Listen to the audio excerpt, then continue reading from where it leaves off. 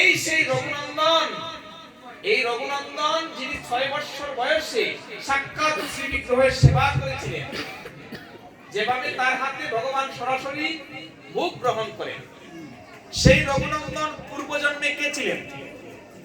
এই কলিযুগের লীলায় তিনি তো রঘুনন্দন, কিন্তু এর পূর্ব লীলায় কি ছিলেন?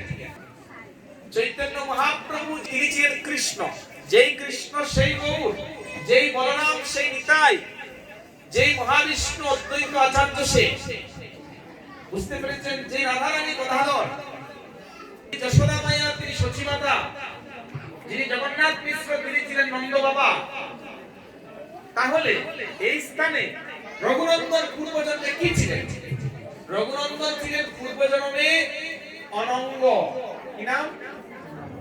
অনঙ্গ। অনঙ্গ কে? তাহলে অনঙ্গ হচ্ছে কামদেব। কি?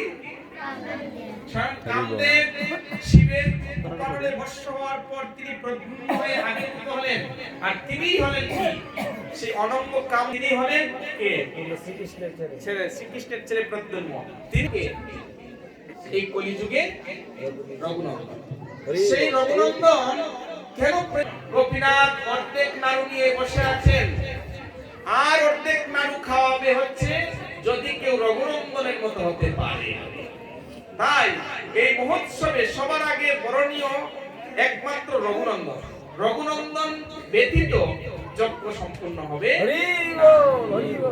রঘুনন্দনকে কেমন হতে হবে? দাঁড়ান, রঘুনন্দনকে কেমন হতে হবে? এই যে তিনি রঘুনন্দন হবেন, ওনাকে কেমন হতে হবে?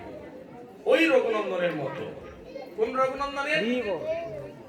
আপনিও বাকি অর্ধেক নাড়ু প্রেমের জলে বেশি বেশি কান্না করতে করতে গোপীনাথকে খাওয়াবেন আগামীকাল। বুঝতে পেরেছেন?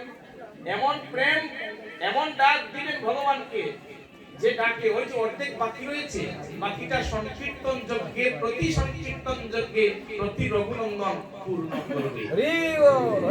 তাই এই রঘুনন্দনের ইতিবৃত্ত আপনারা শুনলে, সময় থাকলে ব্যাখ্যা করে অনেক লম্বা করে বলতাম, রস আরো পেতেন আপনারা। তো রস আস্বাদন করতে গেলে কি দরকার?